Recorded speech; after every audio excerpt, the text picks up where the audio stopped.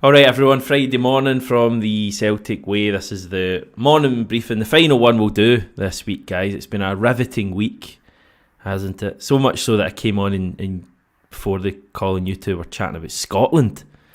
Is that how dull things are, that you two think Scotland is the go-to subject? And you're both a wee bit downbeat. Well, Tony, you're certainly after last night, but disappointing result for Scotland.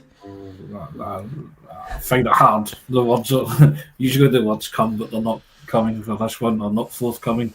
Just having done the hard part, we do a very Scotland thing, don't we?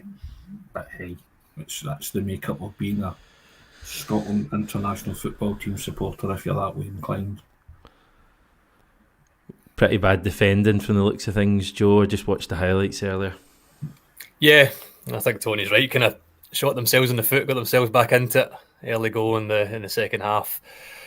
Obviously, from a Celtic supporter's perspective, kind of spotlighting players like Tony Ralston, who, apart from the mistake for the penalty, actually I thought had a really good game, really positive game. Did he? Yeah, I thought so. I thought he defended well, and then he kind of picks his head up and he gets the assist for the second goal. Did really well to get on to Ben Doak's pass in the kind of inside right channel, and then takes a wee half second to let the ball kind of come in front of him before pulling it back for McTominay, which was decent. But yeah, it's kind of same old Scotland, really, isn't it, in terms of how things went in that final game in Germany compared to how things went last night in terms of that sucker punch right at the very end. It's very similar, but I don't know. And just my big worry in Germany was that Callum McGregor came back unscathed, and that's no longer a worry for me as a looking through the kind of Celtic lens. So yeah, is what it is for me. Yeah, David bringing up something I was going to actually bring up. I don't know if David is an Aussie, but Australia lost last night to Bahrain at home, so it could be worse. One of the worst results, I think, in Australian football history, and they've been doing quite well up until that point. Did Scotland miss Callum McGregor last night, Tony, and do you think they will going forward? Of course, that's a stupid question, isn't it? Of course you'd miss Callum McGregor, but how much did they miss Callum McGregor? Yes is the answer to that whole kind of targeted question. But yeah, they missed him. Of course they missed him. I think Billy Gilmour had a decent game last night. Scored a good goal. Acquitted himself very well, but Kenny McLean was in there, and it was kind of his short pass, wasn't it, too? One of his colleagues, I think it was Gilmour, that kind of put him in trouble for the incident that led to the first goal. So everybody's going to pick up on various things, but in terms of missing Callum McGregor, you're always going to miss Callum McGregor for that the steadying influence that he brings to the midfield. And I thought Scotland did miss him last night, but as Joe said, he's taken a decision which is a win-win for Celtic. And he showed on Sunday what he's all about. He's still a big game player, and they could have Steve Clarke will rue the fact that his influence wasn't there last night, to be fair. But you're just hoping internationally that others can step up to the plate and fill that void. But it's a huge void that he's left with the international team. But as I say, it's a win-win for Celtic in that situation. But I wanted to pick up on what Joe said about Tony Ralston. The boy can't do right good for doing wrong, can he? You know what I mean? Doesn't matter that he had a really good game. He gave away the penalty. And that's all people see with Ralston. They just want to see the negativity. It's, and I've been one of them. When he first broke into the Celtic team, I was pretty vociferous and I was, a critic of him. But he won me round with his endeavour and his sheer honesty and the fact that he's always there when required. And I think a lot of people ought to remember that when he's playing for Scotland, because he really does get it tight from all quarters, especially from non-Celtic supporters. You go into social media, doesn't matter what happens to Scotland defensively, Ralston is the man to blame. And I think that's really, really harsh, but it doesn't matter to Ralston. He still turns up and answers the international call when it comes, and he'll play himself through it, as Joe said. It's a cracking assist. You watch that assist for the equalising goal. It's utterly brilliant. he just squares it across, and all McTominay has to do is guide it home. You know, the temptation is to blast it across the face of goal or not pick anybody out. He's picked him out brilliantly. And I think people, especially when it comes to Ralston, he's just one of those players who's divisive, and everybody. Gone quiet, Tony. You've gone completely quiet. You're He's about to praise Tony Ralston, and he's been cut off. The bosses have cut him off because we can't be having that. We'll wait and see if he comes back at any stage. Just keep talking, Tony, and we'll let you know if we can hear you at any point. You know, hear me? It's coming and going. You can hear you now. Yeah. I don't know what's happening. But I was praising the Bricky, and obviously some divine intervention came in and said, no, that's not happening. But I'd like to praise him and say he did very well last night, the penalty incident apart. Yeah. I think you're right. I mean, his attitude is fabulous. So some of the kind of sticky takes. I'm noticing an increasing number of that while he's playing for Scotland, but Celtic as well. Listen, he's for me. I think we probably all agree he's not a first team starter. I think Alistair Johnston's a better player, but Ralston 100% has his role, and we'll see that. I think as I've said continually this week, I think this next period you're going to be seeing a lot of rotation, and I think Anthony Ralston's one of the players you're going to be seeing a fair bit. I don't know what Alistair Johnston thinks about that, because he strikes me as the kind of guy like McGregor that just wants to play every game. We'll come on to Alistair Johnston because there's a bit of chat about him. He's done I think a podcast appearance in Canada. Dyson Maeda continued his hot streak, scored yesterday. I think China they were playing. Completely thumped them. I saw the goal, Joe. It was kind of back post, ghosting in, you could say, and finishing well. Yeah, it's a Dyson Maeda goal, isn't it? I know to roll out the cliche, but he just gets himself in positions that so many players can't. You know, with barely, with no head start, gets himself right into the back post, and it's a really good finish. And then he appeared to have the clip I saw was on social media, and it was a bit grainy, but it appeared to have silver hair. Seems to have changed it again. I tell you something about Dyson Maeda, right? And I can't be the only bald man saying this. For long enough, I thought he was bald, and then I thought, has he got a hairline? Is he choosing to be bald? And now look at him, just showing off with his blonde hair and his silver hair. But fantastic goal, and a typical Dyson goal. Just in at the back, defender can't do anything with that burst of pace, explosive, and just gets himself onto it.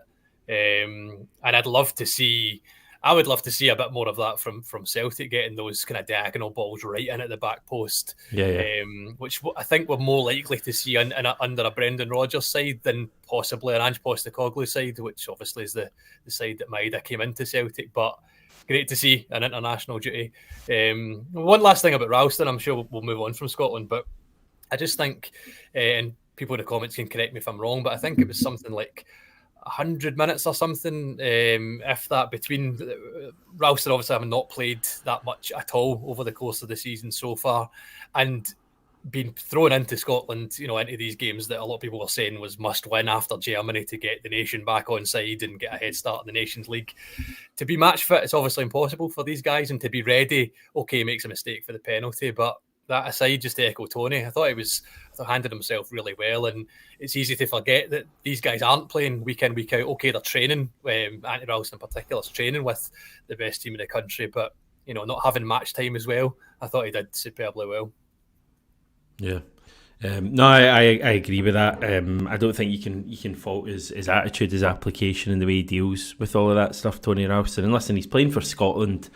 And he's a kind of big part of what we're doing at Celtic as well, and that wasn't the case a number of years ago, so he's done very well.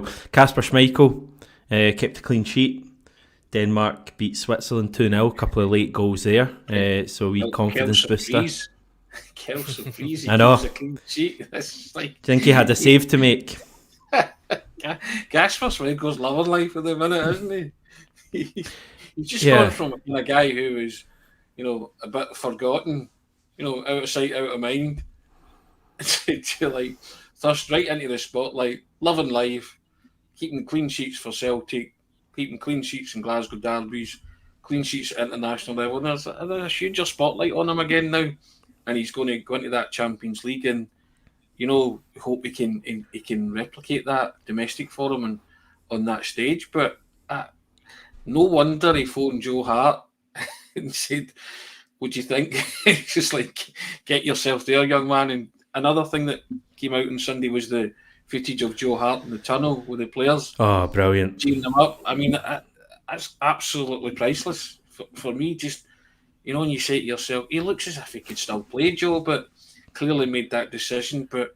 And I don't know who it was, but somebody put their head into his shoulder as they walked out, and I just thought, brilliant mark of respect. And just the guy clearly had a wonderful impression on those Celtic players. And I said before, they're one of the best non-paying ambassadors you'll have for the club, because you'll just talk the club up at every turn. And that footage was great. People were saying, "What's he doing in there?" He was winged, and supporters from the other side of the city up saying, "What's he doing in there?" And you're thinking, why not? Stadium. If Joe Hart's got the Triple A, you know what I mean? And I just thought it was a brilliant bit of footage, and that's access all areas for those that don't know what the Triple A is. But I just thought it was a brilliant piece of footage, and well done Celtic for putting it out to show the influence that he still has, and the fact that he's not forgotten, despite the fact that everybody's saying Kasper Schmeichel is the U word, an upgrade. I just think people, and it was great to see him, and I certainly, as a Celtic supporter, I won't forget the contribution that Joe Hart made to the club at a real critical juncture. Yeah, I loved it. He was going, get into them. Come on, guys, this is it. And I think it was Palma was one of the guys. Ralston was another one of the guys. And then he got to, I think it was Alex Valle at the end. You could see his tone just changing. He basically went, "Hi, I'm Joe Hart. Nice to meet you." I just thought that was genius. But it must have had an effect, and clearly someone. Either Joe Hart said, and I doubt this is the case, Joe Hart's maybe said, "Oh, I want to go down and give them a bit of a boost," but I reckon someone's maybe said, Brendan Rodgers maybe said, just get him down here, and because it might just, because I think the whole, and that's a wider topic we can discuss, I think the whole Joe Hart retirement story from last season was massive for the team. Like, I think it was a real vehicle that got the team together and fighting for one cause when things were really difficult. When Joe Hart announced his retirement, things were really struggling, and I know there's lots of reasons for why we got our stuff together and finished the season so well, but I genuinely think the Joe Hart story and having him end on the high that he did was a huge motivating factor. And I think arguably you maybe still see it in a weird way going forward, because I think the team are really united now. And it's funny because I was, just before I came on, I was having a chat with one of my pals in one of the group chats, and he loved Joe Hart, but he actually reckons, if we're being brutally honest about it, as far as the Champions League is concerned, he reckons Kasper Schmeichel is an upgrade in terms of he might be able to make more match-winning saves. I just wonder what you guys think of that. I mean, as I say, we all loved Joe Hart. He was a huge player for us. I don't have a bad word to say, but is there a possibility, Joe, that Kasper Schmeichel might be capable of the match-winning saves we've maybe not had since Fraser Forster at that level? It's funny you mentioned Fraser Forster, because I was just about to mention him myself. That save that Kasper Schmeichel made on Sunday in the 94th minute against, who was it? A Rangers player. McCausland, wasn't it? McCausland, it was McCausland, yeah, it slipped my mind there. And that signature, spreading himself wide, Artur Boruc, Fraser Forster, wide frame, narrowing the angle. Not that Joe Hart, obviously, his credentials speak for themselves, and fantastic goalkeeper, legacy goalkeeper. But that Schmeichel-esque frame, even going back to his father's days, that's a big moment, big save at a time in the game when Rangers are, you'd have to have thought at that point, throwing everything at it just to try and smooth that score line, get so that it's not a clean sheet for Celtic. 3-1 sounds a lot better than 3-0. It's a big moment save in a game where the goalkeepers had nothing to do. Now, I'm not saying that Joe Hart wouldn't have been capable of that, but I probably feel similarly to your mate, to the sense that I think that he's a big moment goalkeeper, and I feel like I've mentioned this Man City game in pre-season far too much for a pre-season game, but that save he makes against Erling Haaland, I know that it's non-competitive, I know that it doesn't matter in the end up, but you've still got one of the best strikers in world football trying to score a goal in at a goalkeeper one-on-one. He's not trying to score any less because it's pre-season. Exactly. He's trying to hit the net, and the way that Kasper Schmeichel just spreads himself and makes that save, those are those big moments that you would love to see in the Champions League. And Joe Hart on Sunday, when you see anytime you hear players that are injured or they've maybe not made the cut or for whatever reason they're not playing, I remember that Ryan Christie used to always say it when he was at Celtic, and you've heard so many players say it, that there's that sense of when you're on the pitch, obviously you can affect things, and it's worth watching from the sidelines because you can't do anything. As much as you're willing things to go your way, you can't do anything. For Joe Hart, it must be the same, returning to Celtic Park, to have that atmosphere, the build-up, the Glasgow Derby tone and everything that comes with it. To not be able to do anything, I suppose him being in the tunnel and being able to G everybody up is the best he can do in that moment, and he seemed to be. He seemed to be absolutely loving it. Two things for me, Hamish, that we've noticed straight away, right? And Kasper Schmeichel and Joe Hart. Kasper Schmeichel's distribution is better. He's more comfortable with the ball at his feet, right? We've noticed that. He's very good at starting attacks, and so that's, your eyes are telling you that. You see that, that's fine. And also that ability to make match-winning saves. I think Joe Hart called time on his career at the right time. I know Kasper's a similar age, but you just have, we spoke to Callum McGregor recently, and he says this is a guy that hates conceding goals in training. Now, it's easy for that late in the game and for McCausland to score that, yet Kasper Schmeichel was doing what his dad always did, made himself big, Fraser Forster, Arthur Boruc. No, because he knew it was late in the game, and that would have ruined his game. See if McCausland had scored, that would have been a real dampener for Kasper Schmeichel, right? Yeah. Might have been something to cling to for Rangers as well. The gap's not that big type thing. No, they're not even getting a consolation because I'm going to do my bit. I'm not going to go to sleep in the last minute or a lack of concentration, which sometimes was levelled at Joe Hart. There was concentration levels sometimes, switching off or not being best positioned. And I'm not having a go. This was just, constructive criticisms or observations about Joe Hart in goal, and that's fine. But I think moving forward and getting into the Champions League, Celtic fans feel there's something about that they felt safe when Joe Hart was in goal as well. But I think they feel safer now that Kasper's there. There's that added layer of safety that I think they're really confident in their fact. They're also confident in the fact that Kasper Schmeichel, when called upon, will produce those match-winning saves, and also his distribution will help us moving forward. So, that's what impressed me most about Kasper on Sunday, that he just didn't want to give anything away, and that was it's probably a routine save to him, but it still looks very, very impressive. Good save. You watching on, and he'll say, and he'll go all Roy Keane on it and say, "That's my job. That's what I do." Don't praise me for making a save that I know I should make. Which I like. That's what I like about guys like that as well. I just think it's a really interesting point, because generally I think we've looked at the squad now after the window compared to before the window, and generally people go, right, Joe Hart left, we've replaced him like for like kind of idea, Kasper Schmeichel. And I repeat, love Joe Hart. I just wonder if maybe we're underestimating, we've maybe upgraded a little bit. Now, there was a good comment we got in there that I wanted to bring up, and I actually agree with this from Pete. Kasper may be technically a bit better than Big Joe, but I can't ever see a time when Kasper will have the influence on other players on and off the park that Joe had. Now, Kasper Schmeichel is still a big personality, no doubt about that. He's going to be a big personality in that dressing room.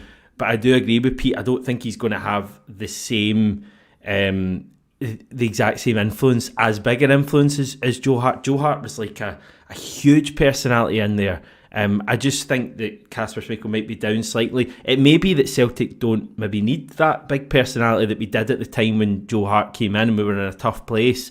But it may be that Schmeichel can offer us more in the Champions League. You look at whenever we've had good Champions League campaigns, guys, and we've virtually always had a top goalkeeper making top saves. Arthur Boruc, Fraser Forster. You need that, and I'm praying that when we need him, Kasper Schmeichel can be that guy, because we are going to need him, you know, in these games when we go up against top teams. Brown Warrior just pointing out, better to go out on top and a hero than making mistakes and hailed as a zero. Big Joe called it spot on. As I think, as we all say, not a bad word to say about Joe Hart. What a guy. He'll be remembered so fondly. Any other points on that, guys, or do you want to move on to Alistair Johnston? I'm all good. Yeah, I think we've praised both keepers well there. Yeah, silence is deafening there. Did you see the Alistair Johnston stuff? He did a podcast interview in Canada. He's always a joy to listen to, isn't he, Alistair Johnston? You could listen to him speak for ages. Yeah. He doesn't leave you empty-handed, Hamish. No. Let's put it that way. And sometimes, you know, when he sits down, you're strapping yourself in for an epic. So the last time we spoke to him, we talked about Nicholas Kuhn being a peacock. I mean, what footballer says things like that? You know, when he first got to know me, he was very quiet, but now he's bringing out his peacock side. I love that kind of stuff. It's brilliant because it lets you into the kind of mindset of the players and, you know, a bit behind the scenes. And Alistair Johnston just knows what to do when he sits in front of the media. He's going to give you something. He can talk for 14, 15, 20 minutes, but he knows within that, you're panning for gold. There are nuggets of gold in there, and I love listening to him because he's very switched on, very articulate, and a cracking guy. Whenever he comes in, your heart just kind of goes, yes, because you know you're going to get something out of the ordinary, and he never fails to disappoint. I only caught a glimpse of this, Hamish. He was talking about his fame in Glasgow or something like that. Was that? Yeah, sorry, I've just seen a comment that's completely blown my mind. You can come to that after. Continue. No, I only caught a glimpse of this, the Alistair Johnston stuff. You need to catch us up. It was talking about his fame in Glasgow and how it was mental or something like that in this podcast. Yeah. He spoke a bit about that. The bit that I took from it was he was speaking about like playing at Ibrox and derbies, and he was saying that he doesn't necessarily see it as 50,000 people who are against him. He just sees them as people and noise, and they're there to watch him and 21 other guys run about the pitch. And I thought that was just a really interesting way to put it. And he spoke about, you know, making his debut at Ibrox and when he found out, and the fact that he found out, I think maybe a day before Ange Postecoglou told him, but then the rest of the team didn't know until the team was announced before the game, and Josip Juranovic didn't even know at that stage. And Johnson was saying he suddenly felt this real pressure to perform. The comment that blew my mind is Brown Warrior saying he's a happy wee soul. Can he watch him without thinking Tiger Woods? And now anytime I see Alistair Johnston, because he's got the same kind of smile, doesn't he, and the kind of the dimples and all of that stuff. So the same look in his face, and probably the same accent as well. He's probably cracking at golf too. Remember Henrik Larsson got a hole-in-one at the Celtic Golf Day, and all the players were sick because it was like, there's nothing this guy can't do, you know what I mean? They were just like, of all players to get a hole-in-one, Henrik Larsson gets a hole-in-one at Celtic Charity Golf Day. They're just like, not give the limelight to somebody else, can somebody else not just have something, you know? So I guess Alistair Johnston strikes me as a good all-rounder, because he was very good at ice hockey growing up, wasn't he? Or he certainly played it to. He spoke about that as well. Yeah, so he played to a decent level. Obviously, a great footballer, and probably tried his hand at the likes of golf and American football as well. So it wouldn't surprise me if he was very good at everything. But he just comes across again, another one like Matt O'Reilly, who I think represents your club in the finest way possible, on and off the park. You like to hear them speak, because they're very interesting, and they let you in. They give you an insight into what makes them tick, and they share things that probably a lot of footballers or more guarded footballers wouldn't. And that's what I like. They seem to be fairly open books, and they're loving life. They're loving playing for Celtic. They're loving being successful. They're loving winning matches. They're loving winning silverware. They're loving the fact that they're playing at the highest level, or the elite level of club football. So these guys are happy. And I've said before, they will get more money elsewhere. And Brendan Rodgers has said that. but you don't have to leave Celtic. And some people are content with playing for Celtic and being, a big fish in Celtic's pond. And Alistair Johnston. Silenced again. Too much gushing. Fresh life, unlike me, technology. Yeah. I think Liam Scales is probably another guy, funnily enough, who is really good to listen to. And he's had some good quotes out. You might be seeing this morning, everyone, about the Republic of Ireland England game. Is that tomorrow? And speaking about, has anyone ever gone from Celtic Rangers to Republic of Ireland v England, and hoping that it goes as well for him. And he's one who kind of gives a bit away when he speaks as well, and just seems like a great guy. It's the international break, so it's probably a good time for me just to throw in a bit of a question or a statement and let you to discuss it. And it's based off this from Son of Scotland. I loved wee Fireball, Josip Juranovic, but I honestly think AJ is a better player and talker. And I was thinking after Sunday's game, Alistair Johnston might be the best right back we've seen at Celtic for 20 years. I mean, I think probably a lot of people would have Jackie McNamara up there, but he'd be longer than 20 years ago. Maybe Andreas Hinkle would be mentioned by some, but Juranovic possibly. But for me, Alistair Johnston, best Celtic right back of the last 20 years. Who's that? Paul Telfer. Is that a serious comment? 16. Who's a big fan of golf, apparently, more than... He was a good golfer. Apparently liked golf more than football. I don't think it's a controversial take. Lustig is probably an example of a player for a lot of Celtic fans that stayed a season too long, maybe. People were saying about Joe Hart retiring at the right time. I think that Lustig had reached an age where he wasn't as clinical in that position in a Brendan Rodgers side.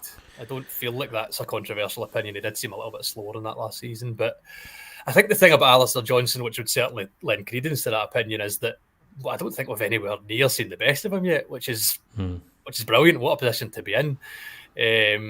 Argument to be made that for me, and maybe it's the nostalgia getting in the roads. Like Jackie Mack's best football was towards the end at Celtic for me. I mean, I watched him through the 90s, but post Seville when he really came in and was bossing things and wearing the armband and things like that. But yeah, I think that's. I don't think it's unreasonable. Jeremy Frimpong's just been raised by someone, so that might be a good shout as well. Lots of people that remember him, like Didier Agat, Martin O'Neill. Didier was terrific. Didier was converted from a striker to right back by Martin O'Neill, and he paced the burn and was electric. The one thing that sometimes let him down was his delivery. But I always think, you're always going to compare like for like, aren't you? Especially when players playing the same position. But I'm just enjoying watching Johnston, the way he's came in and slotted into the team seamlessly. I mean, it's as if he's been there for years and years and years. And, he just embraced it right away, didn't he? And got on with it and won the treble within months, didn't he? 4 months to come and he bagged the treble. And you think, he's probably thinking, this is great, I love this. But whenever he spoke, you just got the feeling that, the Celtic fans just latched onto him straight away. And partly, a lot to do with it was the fact that he had that really good game at Ibrox in his debut, or he had a decent game.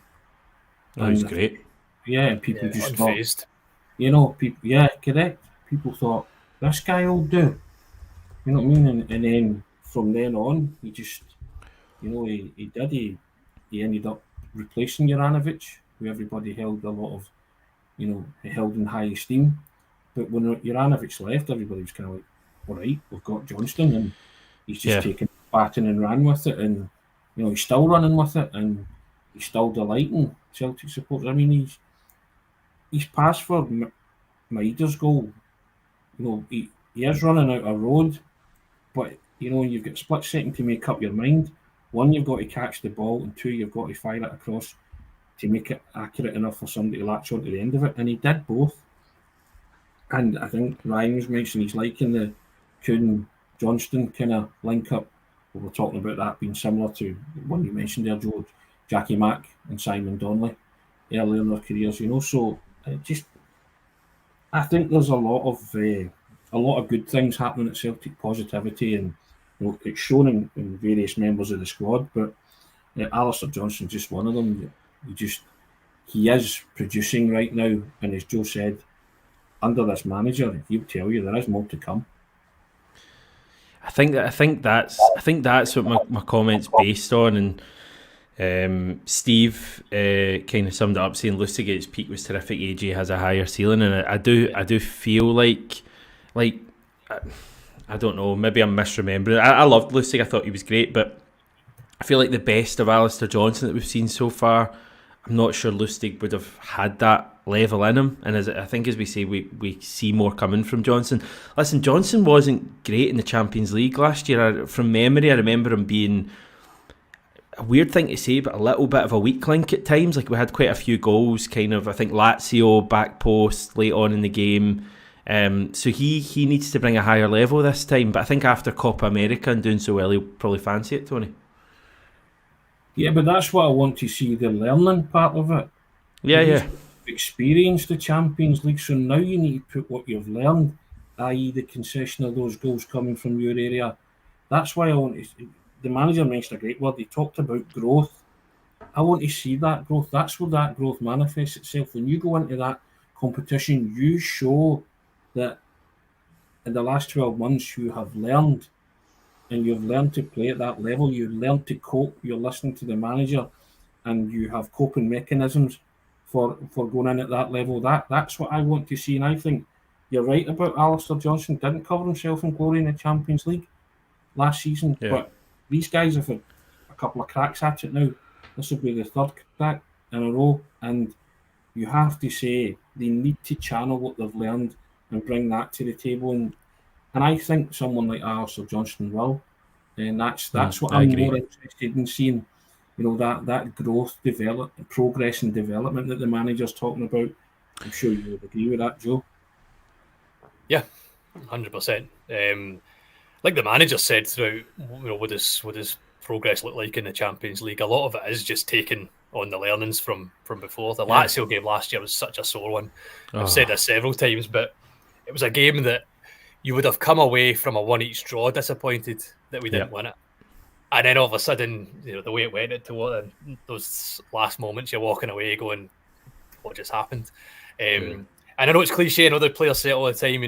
I heard Cal McGregor say it so many times over the years that you remember those moments and you don't want to feel them again.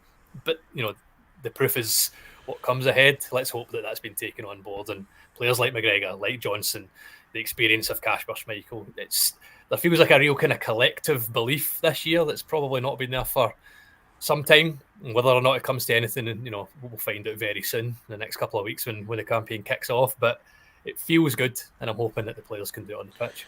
That's the biggest learning curve for me. I want to mug a team like that in the Champions League the way Lazio did to us, to show that we've learned. Italians are adept at doing it. No, not playing and being absolutely rotten and then hitting you with a sucker punch with one attack. I want to see Celtic do that. Maybe not be in the game and maybe struggle a wee bit, but produce something out the fire to show that they have learned to cope at that level. And why can't we do that? Celtic were always the victims of these things. They played really well, but turn that Atletico Madrid draw, as I've said before, and the Lazio defeat into wins because you are now more astute, you're clever, you can box clever, you've learned, your growth has been good and you're progressing. That's what I want to see. And I've got a feeling that this team can produce that. Yeah, I mean, listen, that Lazio game, that was no coincidence that Lazio scored late on. That wasn't like some sort of like hard done by thing. That was, and I remember comments after the game from Brendan Rodgers saying, we got a bit excited at 1-1. We got too excited and we left ourselves open. So that's maybe not necessarily Brendan Rodgers' issue. I think that's the players on the pitch. But that's an obvious thing they've got to learn this season. If a game's level like that, okay, you want to go and win it, and we're going to go and try and win it, but make sure you don't lose it at the other end. Because I agree, Joe, we would have been disappointed with a point, but we would have probably got over that relatively quickly. You'd have taken a point and moved on. As losing the game, because it meant that Lazio got 3 points rather than 1 as well, and it basically killed us off at that stage. I think, we talk about the squad and where's the squad in comparison to last year, but it's not as simple as that. It's where are the players in comparison to last year, and there's a number of players there that, as you say, Tony, this will be their third season in the Champions League. They've had two failed attempts so far. We've finished fourth both seasons. They've got to learn this year, and I honestly think they will. I think you'll see a big improvement this year. Pete just pointing out that Alistair Johnston did have his injury issues at that point last season. I think that's a fair point to raise as well. A few comments. The one I wanted to bring up, I don't know if I can find it now. Oh yeah, it's Gordon saying that he's going to the Manchester Old Trafford tomorrow. Old Trafford for Manchester Legends versus Celtic Legends. That is tomorrow. Yeah, Saturday fixture. Wayne Rooney's been announced that he's playing. Michael Carrick, Dimitar Berbatov, Paul Scholes, Antonio Valencia also playing for Man United. Brian Robson's their manager. Our team being led by Paul Lambert. So we've got Boric, Zaluska, Izagiri, O'Day, McManus, Lustig, Ambrose, Wilson, Scott Brown, Petrov, Ledley, Hayes, Mulgrew, Robson, Venegar of Hesselink, Donnelly, Hooper, and Samaras. Not bad, guys. Not bad. I remember chatting to Tony Hamilton from the Celtic Foundation. He was saying basically we're taking these games seriously now. Obviously charity's still the main reason we do them, but apparently the days of celebs playing in these games and players in their late 50s playing in these games are over. Like, Celtic are taking these charity games more seriously. So it should be a good one down at Old Trafford, Joe. Yeah, I think the part of the nostalgia that drives these things as well, but I personally prefer to see ex-players, see how they're kind of shaping up, and it's always interesting to see who's still got it. I remember Henrik over the years doing these charity games when he was in his early 40s and thinking, maybe what would that have been, maybe 2011, 12, and thinking he probably could still do something in the Scottish Premiership, squad player. Wishful thinking maybe, but whenever Henrik would score and they'd play the Magnificent Seven over the PA, just take us right back. But it's interesting, Tony saying that maybe saying it slightly tongue-in-cheek, but I'd love to see how this team fares, and as you say with Rooney and some of those boys from the Man U side as well. It sounds like it'd be quite an interesting contest there. Raging, they're not picking players over 50. That rules me out, doesn't it? That you finally given up the dream of playing for Celtic? I think you said the correct term, slabs. Celeb, yeah. Well, no, I'll never give up on that, Hamish. No, never. Good. I'll do it at some point. I'll do it before I'm 60. Certainty. You know what I mean? Glorious. Yeah. Is it a glorious future behind you? Is that what they say? You know what I mean? So, yeah. A couple of stone ago, maybe. Jerry wondering about watching the game. Reading here, Jerry, that MUTV will be live streaming it. I don't know if you'll have to pay for that. I'd assume you might, although sometimes they just put this stuff, especially charity stuff, they put free to air and maybe stick a wee kind of link for donations and stuff like that. But that's this weekend, guys. So I think we lost to Liverpool last time, didn't we? So maybe we can get some sort of a result this time. Anything else, guys, before we head off for the week? Just looking forward to the club football coming back. We've got we've got Sunday International, and then a week to build up to Hearts. I think we'll be talking about Hearts every day onwards next week. Yeah. The most hype game ever.